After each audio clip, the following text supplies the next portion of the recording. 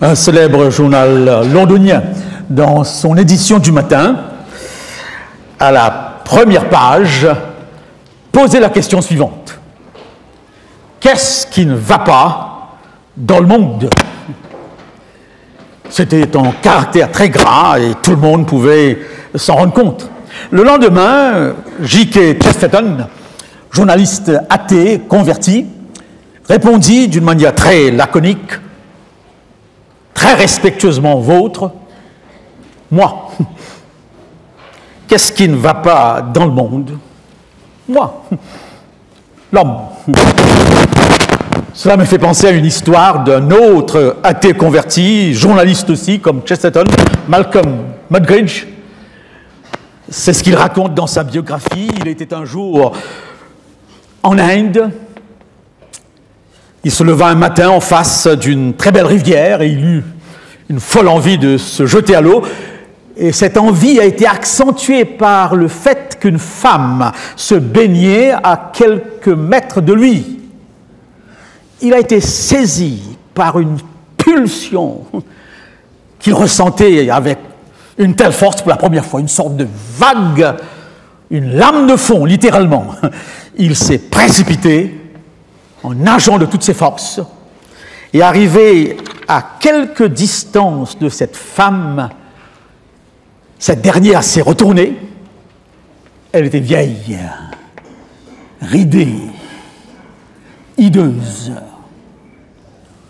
Et le comble, elle était lépreuse. Et tout à coup, dans un semblant de sourire probablement, il s'est rendu compte qu'elle était édentée.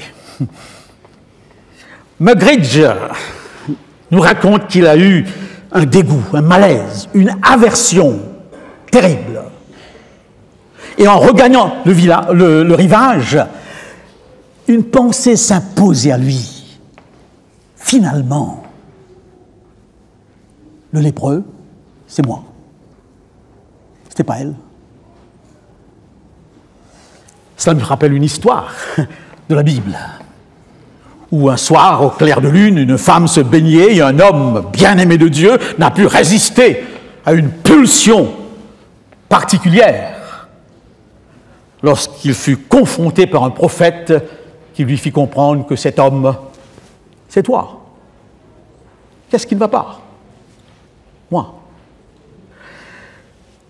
Nous parlons du péché ce matin, avec un grand P. C'est le deuxième chapitre du récit de la Genèse. On ne peut pas comprendre la Bible si on ne comprend pas cette histoire de la chute. L'apôtre Paul nous dit 3 choses à ce sujet. 3 choses. Le péché est universel. Tous ont péché et sont privés de la gloire de Dieu. Tous, indistinctement. Deuxièmement, le péché est de nature cosmique.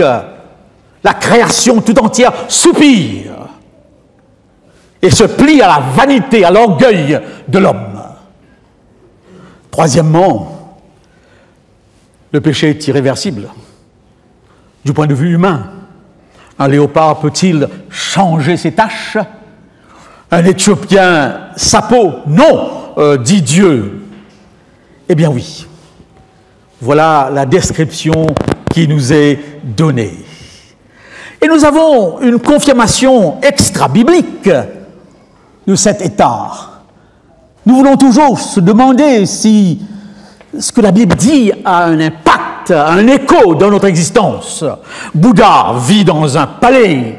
Bouddha n'est jamais sorti de l'enceinte de son palais. Lorsque tout à coup, sans que son père le découvre, il s'échappe, très jeune, et il découvre sur sa route un malade, un vieillard, ensuite un malade et ensuite un cercueil.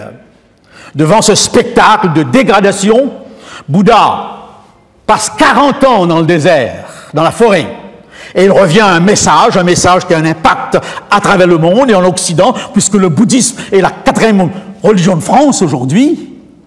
Bouddha affirme: tout est souffrance. La condition humaine est une condition de souffrance. Et sa deuxième grande vérité, parmi les 4 qu'il nous présente, c'est que cette souffrance provient du moi, de l'ego, avec tous ses désirs extravagants, jamais satisfaits, toujours avoir envie de plus. Et il nous donne une définition, n'est-ce pas, une explication comment se débarrasser de cet ego. Bien sûr, Sigmund Freud est incontournable lorsqu'il s'agit de comprendre l'âme humaine. Et dans ses 3 livres, Le malaise de la civilisation, au-delà du principe du plaisir, le moi et le ça, il arrive à la conclusion. Est-ce que c'est mon veston qui touche le micro? On va l'enlever si vous permettez, n'est-ce pas? La technique, nous ne sommes...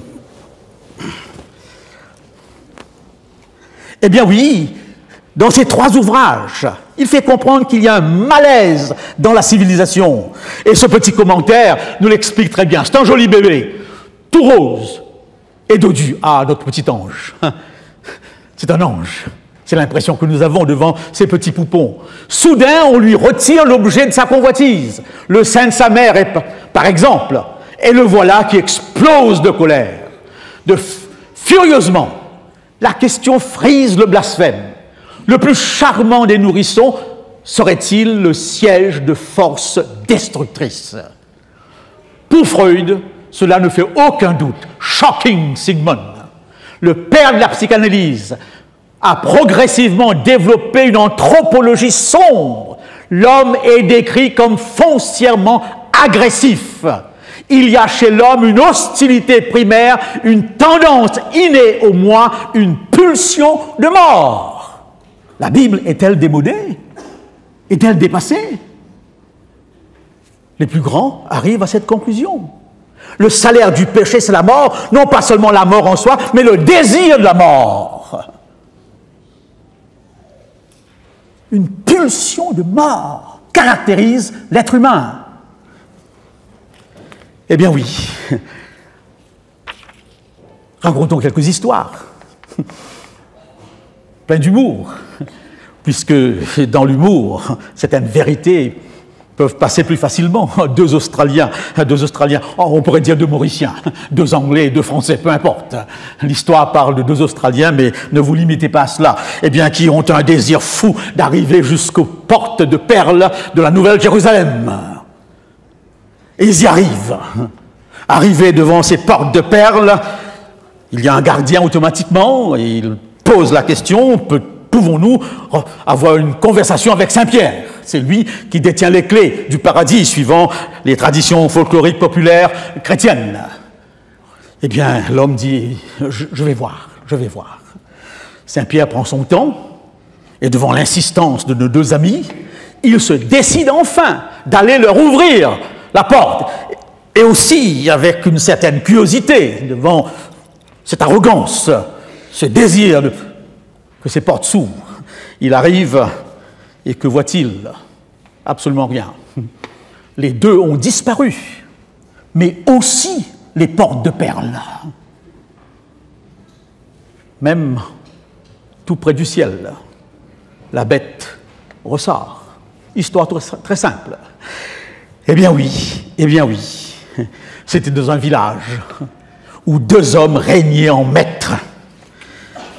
Ils étaient à la tête de tous les pouvoirs et hiérarchiquement, ils écrasaient leur population, comme c'est très souvent le cas aujourd'hui, dans ces régimes de dictature. Et ils étaient foncièrement malhonnêtes, les pires de la race humaine.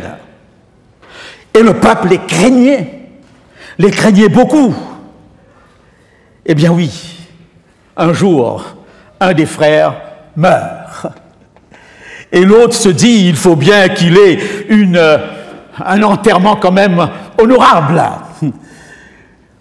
Et il va voir tous les pasteurs du coin, mais personne ne veut faire cet enterrement. Ils ont une réputation tellement exécrable. Et à la fin, il arrive à convaincre un pasteur en échangeant une très grosse somme d'argent. N'est-ce pas? Et il dit au pasteur, je vous demande qu'une seule chose. Dans votre homélie, je vous en prie, dites que mon frère est un saint. Faites tout ce que vous pouvez. Mais finalement, il faut qu'on sache qu'il était un saint. Et le pasteur dit, ok, la somme était alléchante, il tente l'expérience, mais il n'a pu quand même, en terminant son discours, dire, cet homme que vous connaissez très bien, et tous ces gens étaient venus justement pour entendre le pasteur dénoncer la malhonnêteté de ces gens, comme on voudrait entendre aussi un pareil message par rapport à beaucoup d'autres. Eh bien oui, il était menteur, voleur, trompeur, manipulateur, vaurien, hédoniste. Il dévalorisait tous ceux qu'il rencontrait. Il a commis les pires méfaits, mais mesdames et messieurs, pourtant, comparé à son frère présent actuellement, c'était un saint. On éclate de rire. Mais quelque part, lorsqu'on peut comparer sa sainteté, ses vertus, à quelqu'un qui serait pire que soi, on éprouve un certain soulagement. L'être humain, des histoires simples. Eh bien oui, Leonardo da Vinci, qui nous a donné plusieurs beaux tableaux, il avait réussi à trouver dans la chorale de Milan un certain Pietri Bandinelli, qui dans le tableau Le Dernier Souper avait été choisi pour représenter le Christ. Un visage qui serait semblable à celui du Christ. Entre nous, on ne connaît pas le visage du Christ. Et voilà que ce tableau, qui a demandé plusieurs années pour être terminé, presque 25 ans, suivant l'histoire que j'ai lue, mais je ne peux pas le certifier, mais je peux vous donner la référence de l'histoire. Et cette fois-ci, pour achever ce tableau, il cherche un autre personnage, Judas. Il ne le trouve pas. Et un jour, en marchant dans la ville, il rencontre un homme au visage repoussant. Un être qui, selon lui, serait le portrait type de Judas. Il lui demande s'il serait d'accord de poser pour lui, et l'homme accepte. Et lorsque cet homme entre dans l'atelier du peintre, il éprouve un profond malaise. Et se rend compte que c'était lui qui, 25 ans avant, avait posé pour le Christ. Comment? L'être humain a plusieurs visages. L'être humain a plusieurs visages. Deux petites histoires que vous connaissez soulignent ce côté de dépravation. On l'a raconté plusieurs fois. Le scorpion qui grimpe sur le dos de la grenouille après l'avoir convaincu. Ils étaient tous les deux dans une flaque d'eau et le scorpion qui avait dit à la grenouille, « Toi, tu sais nager, je t'en prie, laisse-moi m'agripper à ton dos et nous serons tous les deux libres. » Et la grenouille répond, « Non, je te connais assez bien, par réputation. » Aussitôt de l'autre côté, « Eh bien, tu me piqueras mort. » Mais elle se laisse convaincre et les voilà en dehors de l'eau. L'histoire est simple. La grenouille est piquée mortellement. Et alors que cette grenouille meurt, elle pose la question, pourquoi l'as-tu fait? Et le scorpion lui répond, je ne peux pas faire autrement, c'est ma nature. Le péché est une condition avant d'être une suite d'actions. C'est ma nature. Et dans la mythologie romaine, vous avez Janus avec ses deux visages. Janus gardait les portes de Rome. Et avec ces deux visages, il pouvait contrôler les entrées, peu importe où les gens passaient. Et dans l'explication mythologique, c'est l'homme avec ses visages différents, suivant les circonstances, suivant les situations, où tout à coup, l'occasion fait le larron, le moi surgit, tel qu'il est, la pulsion éclate. Être imprévisible, totalement imprévisible. Et nous sommes les premiers étonnés j'écoute comme vous quelques bribes des débats de la droite, et à chaque fois, les auditeurs se posent une question. Est-ce qu'ils se haïssent, ces gens? Plusieurs fois, je me suis rendu compte que cette question, est-ce qu'ils s'aiment? Ils appartiennent au même parti et ils ont tous promis qu'ils vont soutenir celui qui remportera. Mais semble-t-il, ils ne s'aiment pas. Ils ne se supportent pas. Quand ils peuvent se trahir mutuellement, ils le font et dans leur mémoire, ils éclatent. Et je me dis, mais comment peuvent-ils parler avec tant de diplomatie? Comment le langage face à la caméra est si empreint de politesse? De temps en temps, il y a un qui perd la boule. Alors on appelle ça le jeu de la politique. C'est la politique. Sommes-nous des politiciens qui nous cachons derrière un masque? Bas les masques! Le journal La Croix, semble-t-il, publie ce matin tout un dossier sur les jeunes et les élections américaines. Et ces jeunes, semble-t-il, disent qu'ils sont dégoûtés. Comment comprendre qu'à ce stade, les discussions tournent autour de l'adultère des uns et des autres, et les discussions tournent autour de la tricherie, le mensonge des uns et des autres, et il semble que c'est ça qui va faire l'élection. L'homme. Et c'est justement au plus haut de ces sommets qu'on voit jusqu'à quel point la pulsion de mort, sous tous ses aspects, caractérise l'être humain. Eh bien oui, un visage ordinaire. Cette image qui a fait le tour du monde après le 11 septembre. Tous ces terroristes ressemblent à monsieur Tout-le-Monde. Des visages ordinaires, mais qui cachent des monstres. Nous sommes consternés, nous sommes perdus à ce sujet. Et il n'y a, comme l'a fait bien remarquer Patrick Lagarde dans sa dernière présentation, que deux explications, la création ou l'évolution. Et il y a des points de convergence entre ces deux explications du monde. Il y a quelques autres explications qui appartiennent aux traditions de certains peuples, mais qui n'ont rien à voir avec la science. Dans les deux cas, il y a eu un début, un Big Bang d'un côté, un Dieu de l'autre. Rien du tout pour la science et un Dieu qui est la cause de cette création.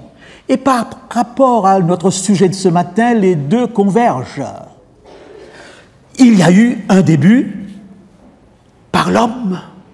Le péché est entré dans le monde à cause d'un seul homme, Adam. Et le péché a amené la mort, et ainsi la mort a atteint tous les hommes, parce que tous ont péché. Je lis avec passion les ouvrages d'Ormesson, dans son dernier livre, Les Égarés, toujours en tête de liste actuellement. Les égarés, nous sommes tous par rapport à nos questions sans réponse, et on voulait une assurance, mais on ne l'a pas. Et alors il dit ceci, par rapport au mal. Le mal est lié si étroitement à la pensée qu'il se confond avec elle. J'ai été conçu dans le péché, dit David. Pendant les milliards d'années où la pensée n'existait pas encore, le mal n'existait pas non plus. Suivant l'évolution, à quel moment il apparaît? Il faut attendre l'homme et sa pensée pour que surgisse au cœur des tumultes ce spectre sombre et puissant que nous faisons profession de combattre et que nous servons trop souvent. Le mal est une trouvaille de génie qui n'appartient qu'aux hommes. Il est une invention et un prolongement de la pensée. La Bible nous explique à quel moment, dans quel contexte, l'évolution reste silencieuse. On ne peut pas savoir non plus comment de l'inanimé est sorti l'animé, comment de l'inanimé est sortie la pensée intelligente. Mais ce que l'évolution affirme, c'est qu'avec cette pensée est apparu en même temps le mal. Impossible de dater, mais nous sommes au même point de départ, c'est par l'homme qu'apparaît le péché. Le péché, un virus qui s'actualise dans la maladie et le désordre. Bien sûr, culte contemporain, je ne devrais pas employer ce mot, parce qu'il est complètement anachronique aujourd'hui. Je faisais une conférence sur la question au Québec il y a quelques années de cela, lorsqu'une dame est sortie, et à la sortie m'a interpellé sur un ton assez provoquant. « Monsieur Johnson, vous êtes dépassé, vous êtes démodé, vous appartenez à une époque moyenâgeuse, on ne parle plus de péché. C'est quoi le péché? Un vocabulaire religieux de l'Église du Moyen-Âge. » Et en effet, ce mot, on ne le rencontre pas dans les médias d'aujourd'hui. Mais que signifie-t-il vraiment bibliquement? Voilà les définitions. Rater le but. Je suis désolé, n'est-ce pas? Et je cherche d'où ça peut venir. Est-ce qu'un technicien pourrait m'aider? Je ne pourrais pas m'enlever la chemise. Mes excuses.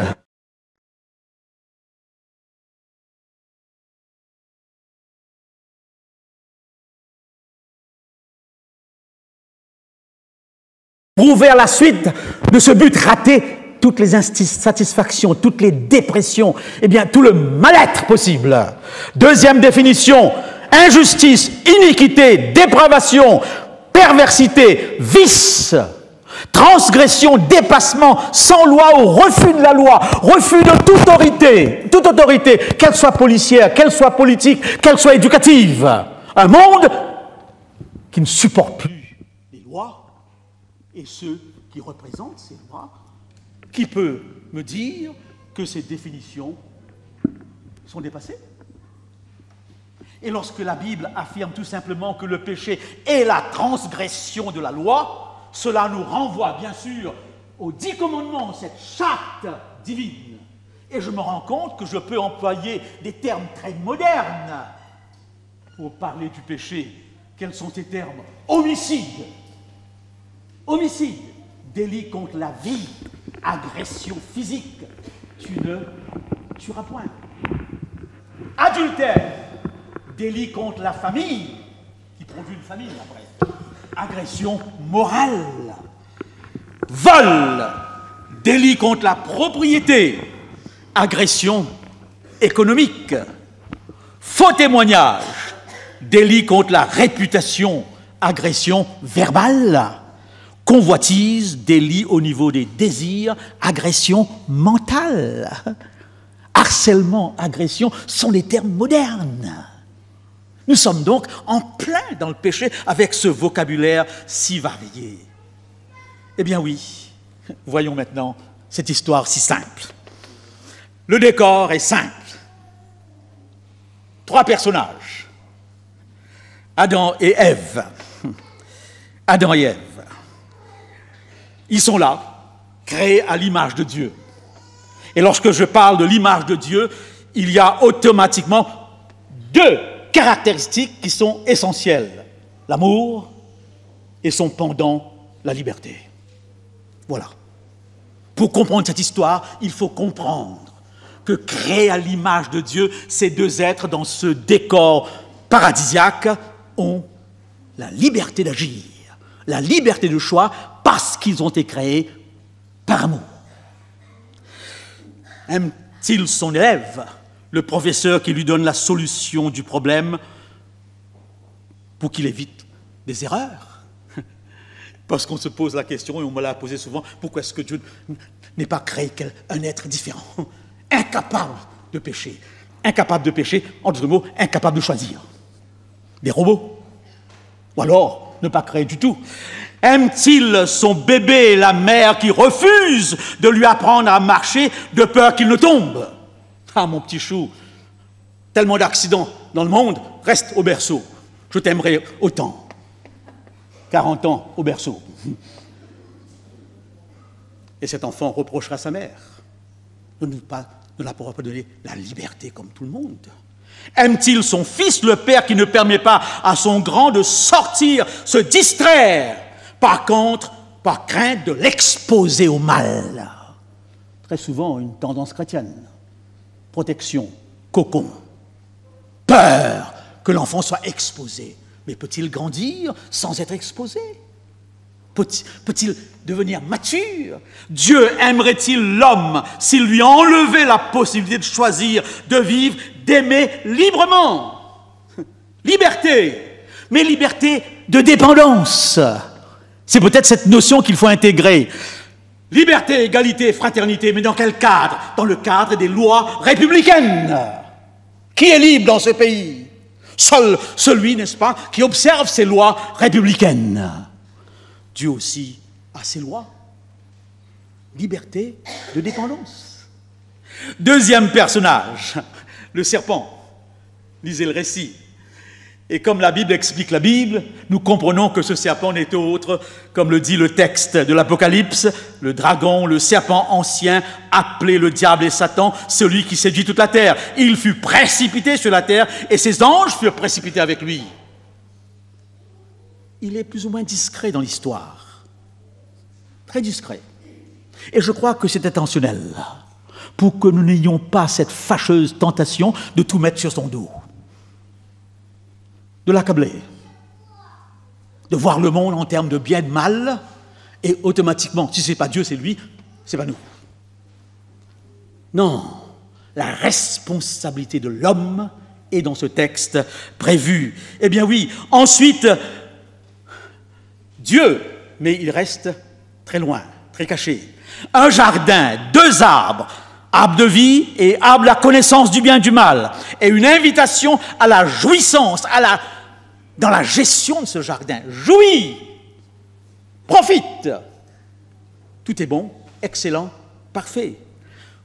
Plus un interdit, une sanction.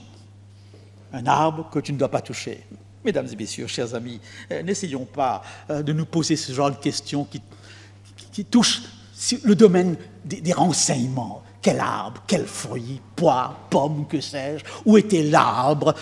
Nous sommes tellement intéressés par ces détails que nous oublions que le texte a pour but de nous enseigner une vérité profonde, une vérité existentielle. Mais à chaque fois que j'aborde cette question, ce sujet, avec des personnes en recherche, il y a une première question qui vient. Est-ce que c'était une pomme? Est-ce que c'était une pomme? Pourquoi la pomme? D'ailleurs, c'est le logo de la pomme, n'est-ce pas? Pourquoi la pomme? Non, c'est une confusion de mots, parce qu'en latin, pomme, c'est malum, et le mal, c'est malus. Donc, cette confusion de mots qui a porté la tradition de la pomme. Mais est-ce que c'est un fruit? Ça ne m'intéresse même pas de savoir si c'est un fruit en soi, n'est-ce pas? Si c'est un fruit en soi. Deuxième question, est-ce un mythe? Est-ce un mythe? Est-ce une légende? Est-ce une fable? Une histoire peu croyable? Dans ce sens, non. Mais dans le sens scientifique, technique du mythe, oui. C'est Mircea Eliade, le spécialiste des mythes, qui nous fait comprendre que dans le sens anthropologique, ethnologique, le mythe, c'est une révélation des origines. Le mythe explique, le mythe expose, fait savoir et enseigne. Il fonde le temps et l'histoire. Dans ce sens, cette histoire apporte une vérité sur l'homme. Et c'est ce qui importe. D'ailleurs, le spécialiste des mythes grecs, ici en France, c'est Luc Ferry. Et il démontre dans son livre « La sagesse des mythes » combien notre civilisation occidentale est imprégnée des mythes grecs, sans qu'on se rende compte. Parce que ces mythes grecs transposent des faits de l'existence. Et d'ailleurs, dans notre conversation de tous les jours, nous prenons le taureau par les cornes, nous sommes en quête de la toison d'or, nous tombons de Charybde en Scylla, nous suivons le fil d'Ariane. Ariane, c'est ma femme. Nous regardons les Jeux olympiques, n'est-ce pas? Et nous touchons un pactole. Toutes ces expressions viennent directement de la mythologie grecque et nourrit la pensée occidentale, comme le texte de la Genèse nourrit la pensée chrétienne. Dans ce sens, le mot mythe n'effraie pas. Ce texte peut entrer dans cette catégorie. Et pour tous ceux qui sont là et qui voudraient en savoir davantage, je vous signale un livre qu'on considère comme un des meilleurs sur la question, de Jean Fleury, spécialiste de l'histoire médiévale, que j'ai eu l'occasion d'avoir comme professeur, Genèse ou l'Antimythe. Disons tout de suite, comme certains le supposent, que cette histoire dit non à une explication morale, où Adam et Ève seraient des enfants innocents, incapables de discerner. Ce texte dit non à l'explication intellectuelle, où Dieu mettrait une limite à l'intelligence humaine. Ce texte, bien sûr, dit non à l'explication sexuelle. Ce texte n'a rien à voir avec l'explication sexuelle, même si le mot « connaître » pourrait être une allusion indirecte ou parce qu'il est dit qu'ils étaient nus. Ce texte est beaucoup plus profond. Comment le comprendre? Comment le comprendre? Vous savez, il y a bien des sujets bibliques qui s'expliquent par la Bible elle-même. La Bible explique la Bible. Et je vous présente, chers amis visiteurs, si vous êtes là, chers membres d'Église, une explication toute simple. C'est quoi cet arbre, la connaissance du bien et du mal? La Bible explique la Bible. Les mots bien et mal s'emploient fréquemment pour dire quoi que ce soit. Rien. Je vous lirai quelques textes. Je lis un premier texte dans Genèse au chapitre 25, le verset 50. Laban et Bethuel répondirent et dirent « C'est de l'Éternel que la chose vient. Nous ne pouvons te parler ni en bien, ni en mal. » Voilà donc un texte qui rappelle la Genèse. Je lis au chapitre 31, n'est-ce pas? Mais Dieu apparut la nuit en songe à Laban, l'araméen lui dit « Garde-toi de parler à Jacob, ni en bien, ni en mal. » Je vais dans le Deutéronome, au chapitre 24, « Quand Balak me donnerait sa maison pleine d'argent et d'or, je ne pourrai faire de moi-même ni bien, ni mal. » Voilà 3 versets qui reprend l'expression. Et dans un sens négatif, ne parler ni en bien, ni en mal signifie ne rien dire. Ne faire ni bien ni mal signifie ne rien faire. Parler en bien, parler en mal, faire le bien, faire le mal signifie tout faire. Donc le rien, du point de vue négatif, s'oppose au tout dans le sens positif. Et ce tout, c'est Dieu. Connaître le bien et le mal, c'est vouloir être la place de Dieu, c'est vouloir avoir toute la connaissance.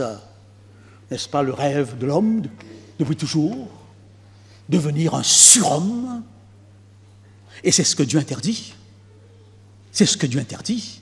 Si dans la mécanique de ta voiture, tu introduis des transformations, il y a toutes les chances que le moteur s'arrête. Donc si dans cette mécanique qui représente cette image de Dieu, nous introduisons des choses personnelles, tout s'arrête. Et qu'est-ce que l'homme va introduire? Son moi. Son moi, cause de toutes les souffrances.